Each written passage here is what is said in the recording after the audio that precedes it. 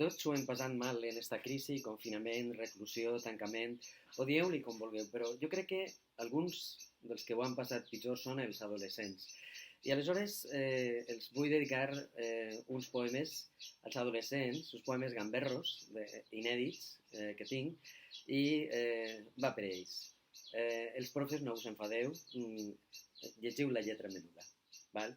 I el primer diu així: tarda de divendres.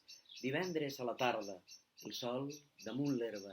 La filosofia m'importa una merda. Divendres a la tarda, el sol sobre els pins.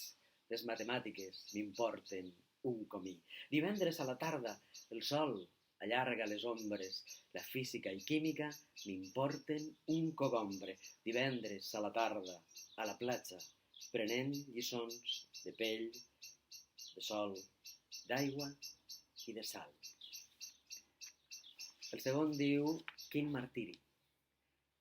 I diu així: quin martiri cada dia, sessions de tortura de 55 minuts, una darrere l'altra, amb una parada de mitja hora per a recuperar les forces i tornar a començar, amb estirades de llengua, pessics matemàtiques, cremades fisicoquímiques i tota classe de bombardejos sociolingüístico-mentals, sense oblidar, és clar, les esgotadores carreres del pati i el plint i el poltre, veritables instruments de suplici i mortificació, amb tan fàcil com seria canviar tots aquests turments per sessions de carícies, concursos d'abraçades, recitals de poesia, narracions de contes, excursions per la natura, partides d'escacs i dames, encreuats i passatemps, concert de rock, rap i pop.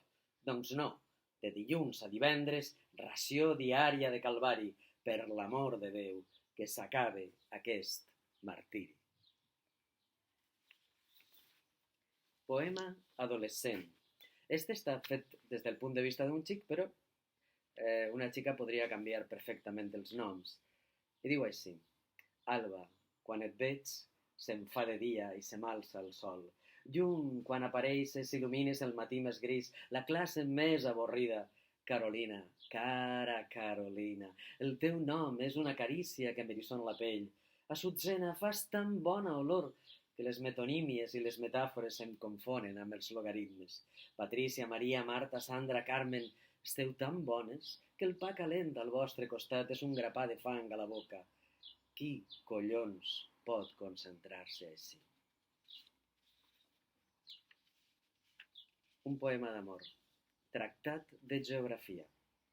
Em sé la teua geografia fil per randa, és a dir, per davant, per darrere, de dreta a esquerra i de dalt a baix, des de la punta dels cabells a les dels teus peus, passant per l'equador, on s'ajunten meridians i paral·lels. Conec de carrereta totes les valls, les muntanyes més feréstegues i les planures més delicades.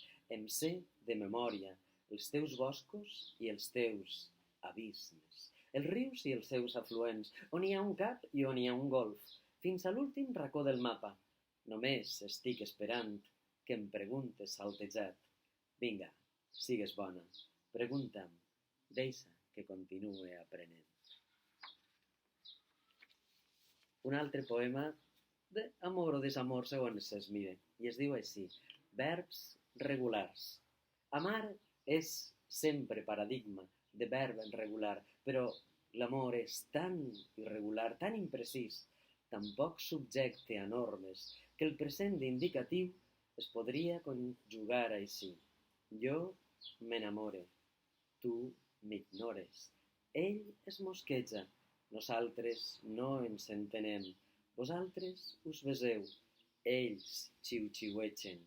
Ja veus si té arestes, arrugues i irregularitats, el maleït verb amar.